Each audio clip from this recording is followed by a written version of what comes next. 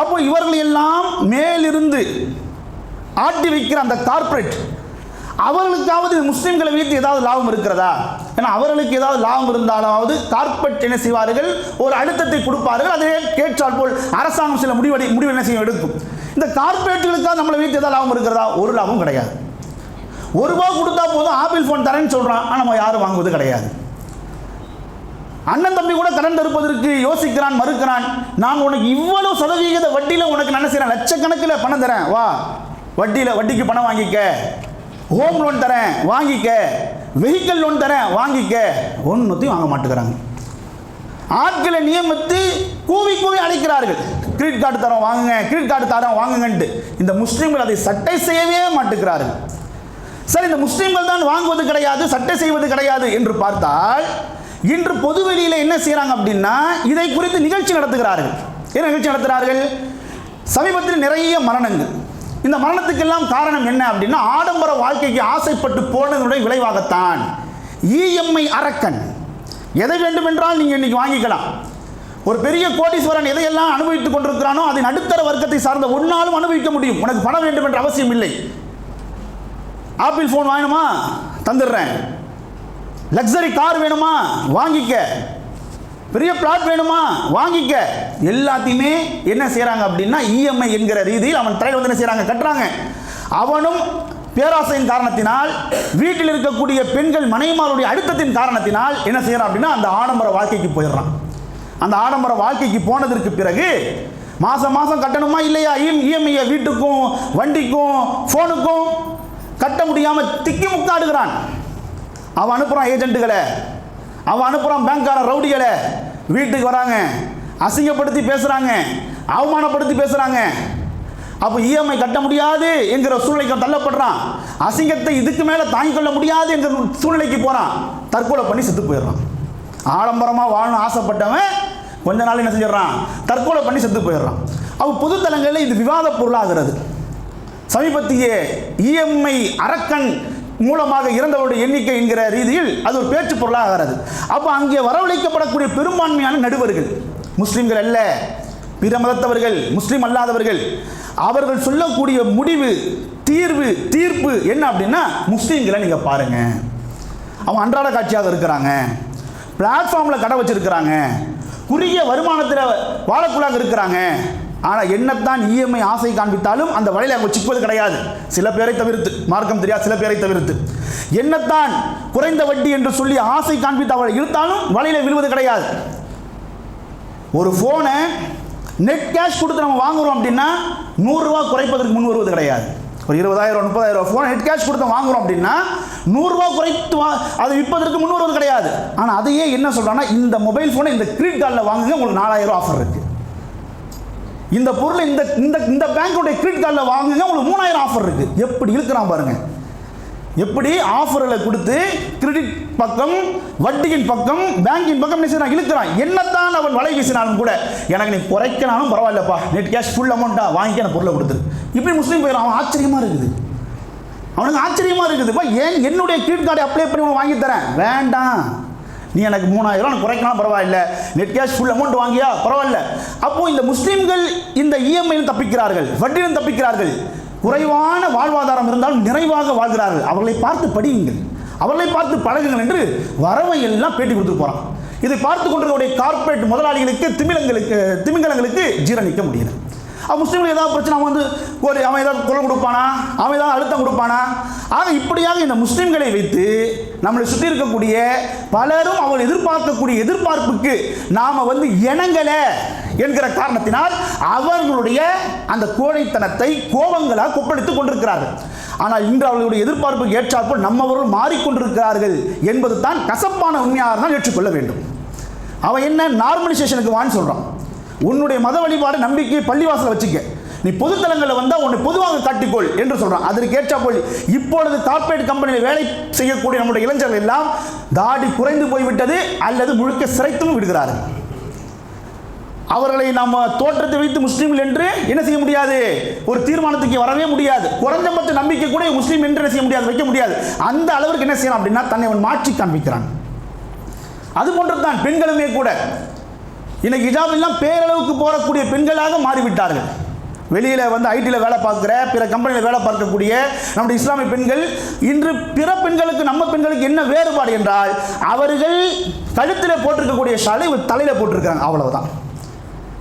ஹிஜாபினுடைய நோக்கத்தையே தவிடுபொடியாக்கி தங்களையும் ஏமாற்றிக்கொண்டு பிறரையும் ஏமாற்றக்கூடிய ரீதியில் நானும் ஹிஜாப் பண்ணிக்கிறேன் அப்படின்ட்டு கழுத்தில் போடுற ஷாலை தலையில் தூக்கி என்ன செய்கிறாங்க, போட்டுக்கிறாங்களே தவிர ஹிஜாபினுடைய நோக்கத்தின் அடிப்படையில் அவங்க என்ன செய்யறது இல்லை, எந்த ஹிஜாபையுமே போடுறது கிடையாது. காரணம் என்ன, பொதுவில் நானும் சமம், நான் ஹிஜாப்லாம் போடுறதில்லை. நான் கருப்பு அங்கி போட்டு வந்தால் தானே என்னை நீ வேறுபடுத்தி பார்ப்ப, நான் வந்து நிக்காவை போட்டு என் முகத்தெல்லாம் மறைச்சிட்டு தானே நீ வேறுபடுத்தி பார்ப்ப. இப்போ என்ன பாரு, நோ டிஃப்ரெண்ட், உனக்கு எனக்கு வந்து எந்த டிஃப்ரெண்ட்டும் கிடையாது, உனக்கு எனக்கு மத்தியில் எந்த டிஃப்ரெண்ட்டும் கிடையாது. பெண்கள் மாறிக்கொண்டிருக்கிறார்கள், நம்முடைய இளைஞர்கள் மாறிக்கொண்டிருக்கிறார்கள்.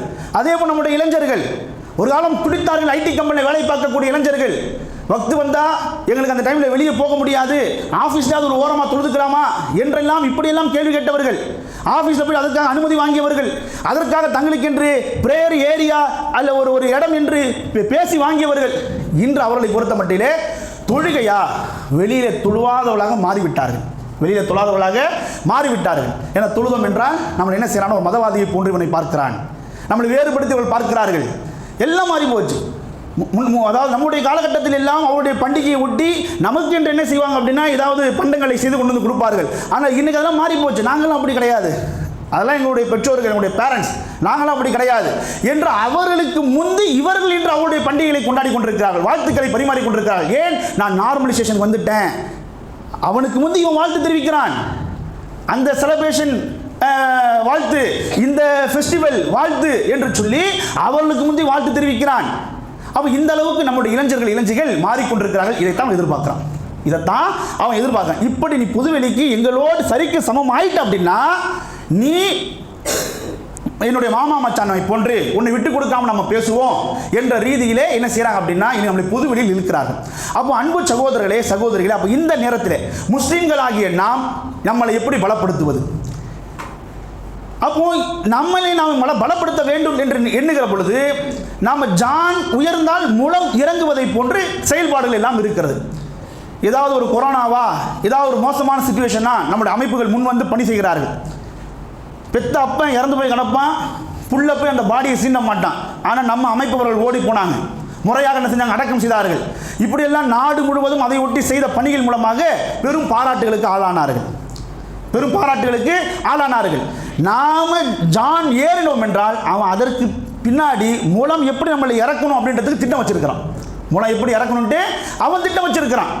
வேற எப்படி உங்களை சித்தரிப்பது? நாட்டுக்கு எதிரானவர்கள், தேசப்பற்று இல்லாதவர்கள் என்று தற்காலவாதிகள், நவீன நாகரிகம் தெரியாதவர்கள், சமகாலத்தில் வாழ்வதற்கு தகுதி இல்லாதவர்கள் என்று எப்படி நம்மளை பிம்பப்படுத்தணுமோ அப்படி நம்மளை பிம்பப்படுத்தி ஜான் ஏறினோம் என்றால் மூலம் இறக்கி விட்டுருவான். இப்படிதான் தொடர்ந்து நடந்து கொண்டே இருக்கிறது. அப்போ நம்ம என்ன செய்யறது? எப்படி நம்மளை பலப்படுத்துவது? அவன் எதிர்பார்க்கிற நார்மலைசேஷன் போயிடுவோமா? தாடியெல்லாம் குறைத்துக் கொள்வோமா? தாடியெல்லாம் மடித்துக் கொள்வோமா? நம்முடைய பெண்களும் புர்காக்கள் எல்லாம் போடாமல் நார்மலாக அவனை சுத்த விட்டு விடுவோமா? அவர் எந்த செலிப்ரேஷன் பண்ணாலும், எந்த சாமிக்கு படையல் வைத்தாலும், எந்த ஷிர்கான காரியங்கள் செஞ்சாலும் நம்ம முன்னாடி போய் இருந்து பங்கெடுப்போமா? அதுக்கு வாழ்த்துக்கள் தெரிவிப்போமா? அதையெல்லாம் செய்தோம் என்றால் அவன் ஓகே, கை குலுக்கிக் கொள்வான். அவன் தான் எதிர்பார்க்கிறான். அப்போ இப்படி செய்தால் நம்ம பலம் பெற்று விடுவோமா என்றால் ஈமானை இழந்து விடுவோம், இருப்பதை நாம் இழந்து விடுவோம். அப்போ நம்முடைய முன்னோர்கள் இதையெல்லாம் கடன் தான் வந்திருக்கிறார்கள். அப்போ எப்படி நம்மளை நாம் பலப்படுத்துவது என்றால், காய்த்த மரம் தான் கல்லடி வாங்கும். மொட்டை மரமாக இருக்கிறது, காய்க்காத மரமாக இருக்கிறது, கனிக்காத மரமாக இருக்கிறது என்றால் அது பிரச்சனையே இல்லை. எந்த மரம் கல்லடி வாங்கும்? காய்த்த மரம் தான் கல்லடி வாங்கும். அதனால் இந்த உலகத்துக்கு ஒழுக்கத்தை போதிக்கிற நாமும் இந்த இஸ்லாமிய மார்க்கம் தான் ஒழுக்கமற்ற அவருடைய பார்வையில் என்ன செய்வோம் அப்படின்னா எதிரிகளாக தெரிவோம். அப்படி அவர்களுக்கு நாம் எதிரிகளாக தெரிகிறோம் என்கிற காரணத்தினால் அவர்களுடைய நண்பர்களாக ஆகிவிட வேண்டும் என்பதற்காக நாம் ஒழுக்கத்தை இழந்துவிட்டு அவர்களோடு சேர்ந்து விடக்கூடாது. நம்முடைய முன்னோர்கள் எல்லாம் இதை கடந்து தான் வந்திருக்கிறார்கள்.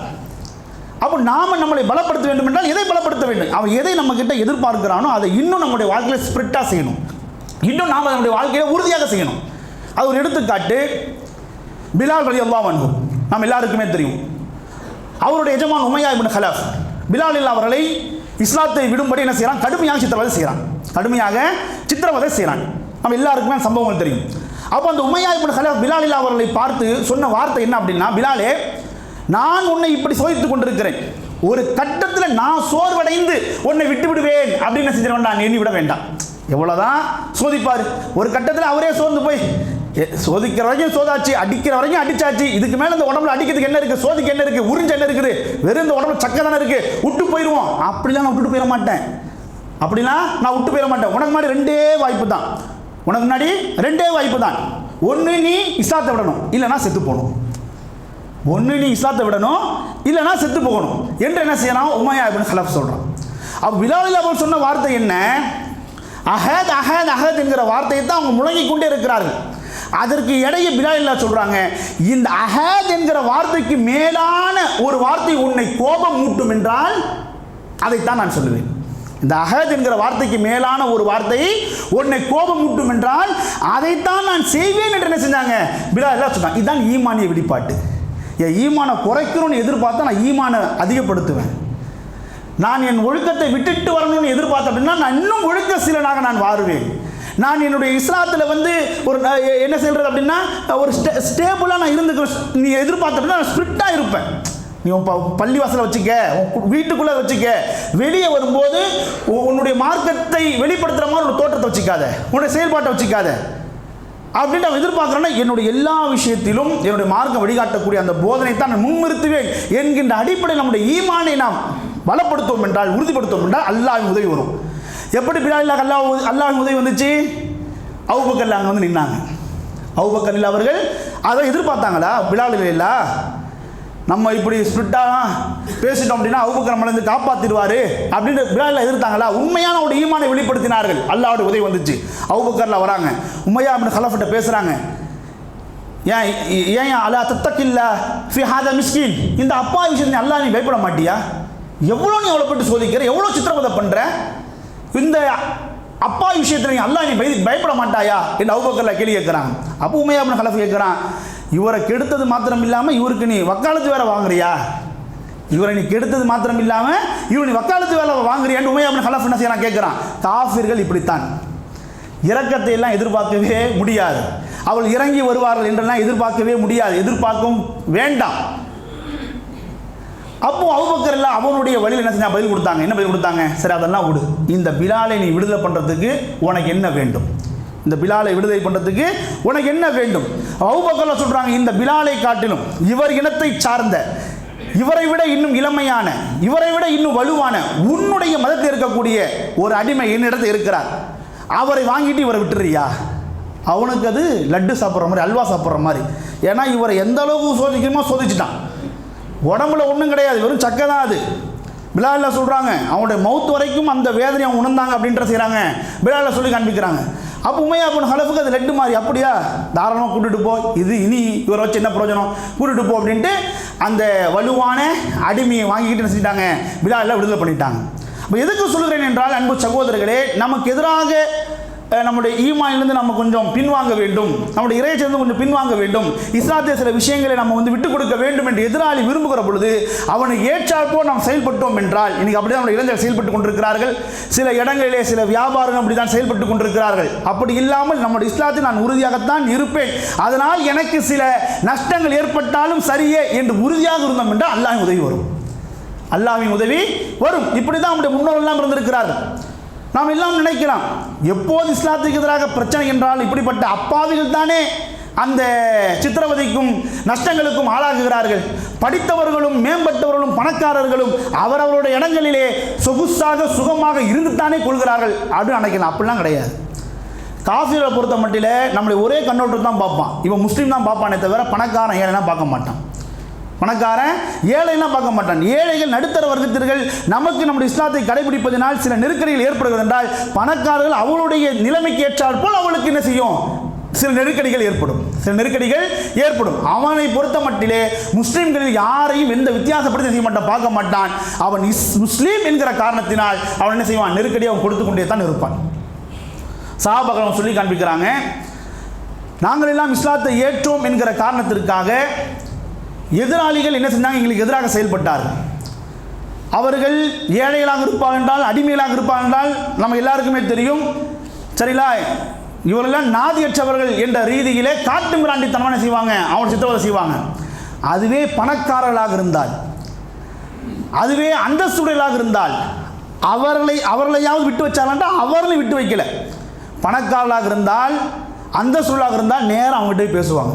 என்ன பேசுவாங்க அப்படின்னா, அப்துல் ரஹ்மான் பின் அவுஃபா இருக்கட்டும், உஸ்மானில்லாக இருக்கட்டும், அப்படிப்பட்ட சஹாபாட்ட போய் பேசுவாங்க, உங்களுடைய தந்தையின் மதத்தை விடவா இந்த முகமது கொண்டு வந்த மதம் உனக்கு மேலானது?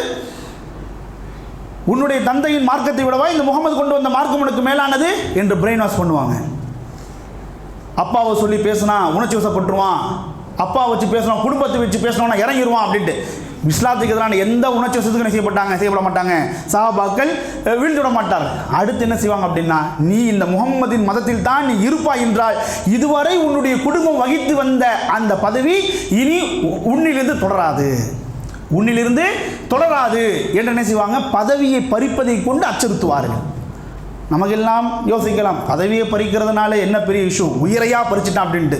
ஆனால் பதவியில் வகித்தவர்களுக்கு மாத்திரம்தான் தெரியும், உயிரை காட்டிலும் பதவி அவங்களுக்கு மேலானது.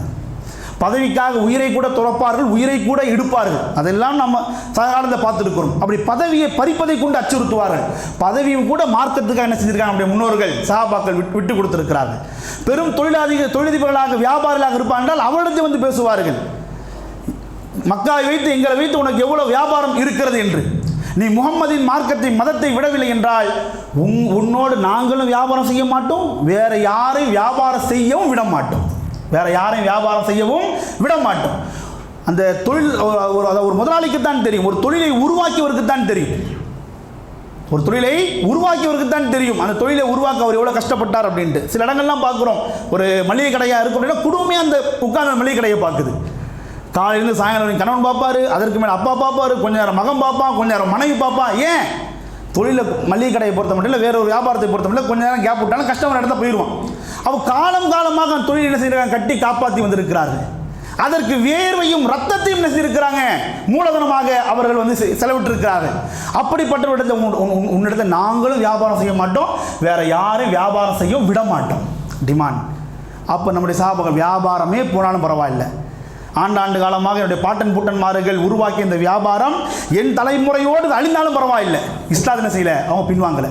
ஆக இப்படியாகத்தான் அன்பார்ந்தவர்களே, நமக்கு எதிராக நம்ம வியாபாரிகளாக இருப்போம் என்றால், நம்ம ஸ்டூடெண்ட்ஸாக நாம் இருப்போம் என்றால், நாம் என்ன நிலைமை இருக்கிறோம் அந்த நிலைமைக்கு ஏற்றாப்ப செய்வாங்க, நமக்கு எதிராக நெருக்கடிகளை ஏற்படுத்துவார்கள். அந்த நெருக்கடியின் போது அவரோட எதிர்பார்ப்புகள் என்ன செய்யக்கூடாது, போய்விடக்கூடாது. நாம் அவருடைய ஈமானின் இறைச்சி நாம் உறுதியாக இருப்போம் என்றால் பிலாலில்லாஹுக்கு வந்த உதவியை போன்று நமக்கும் என்ன செய்யும், உதவி வரும். எதிராளி இடத்துல காஃபி இடத்துல ஒருபோது என்ன செய்ய கூடாது, கரிசனையை இரக்கத்தை எதிர்பார்த்து விடக்கூடாது. அல்லாஹ்விடத்தில் செய்யணும், உதவி எதிர்பார்க்கணும். அப்படிப்பட்ட மக்களாக அல்லாஹ் சுப்ஹானஹு வ தஆலா நம்மை அனைவரும் ஆக்கி அருள்புரிவானாக என்று பிரார்த்தித்து இந்த ஜும்மாவின் முதல் உரை முடித்துக் கொள்கிறேன். ஆஹிரு தஅவானா அல்ஹம்துலில்லாஹி ரப்பில் ஆலமீன்.